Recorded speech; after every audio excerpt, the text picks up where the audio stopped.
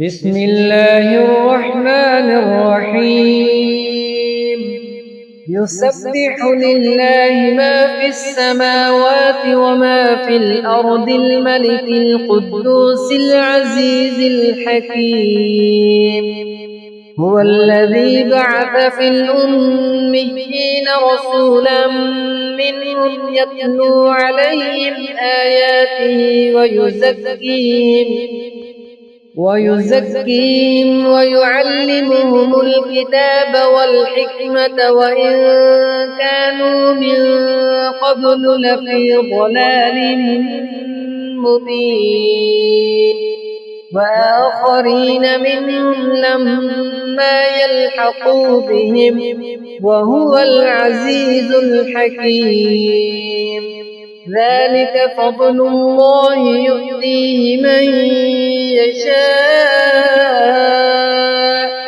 والله ذو الفضل العظيم مثل الذين حملوا التوراة ثم لم يحملوها كمثل الحمار يحمل أسفارا بئس مثل القوم الذين كذبوا بآيات الله والله لا يهدي القوم الظالمين قل يا أيها الذين هادوا إن زعمتم أنكم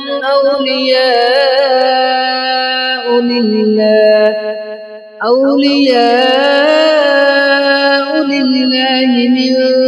دون الناس فتمنوا الموت إن كنتم صادقين ولا يتمنونه أبدا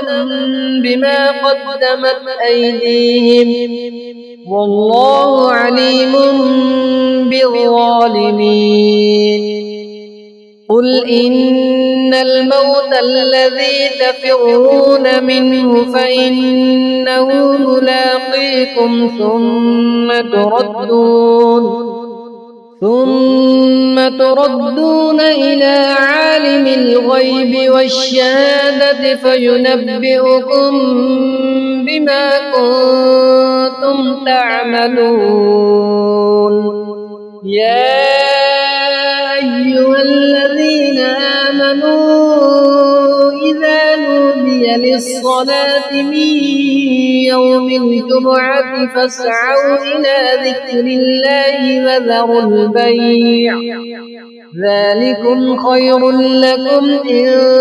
كنتم تعلمون فإذا قضيت الصلاة فانتشروا في الأرض وابتغوا من فضل الله واذكروا الله كثيرا لعلكم تفلحون وإذا رأوا تجارة أو لهوا انفضوا إليها وتركوك قائما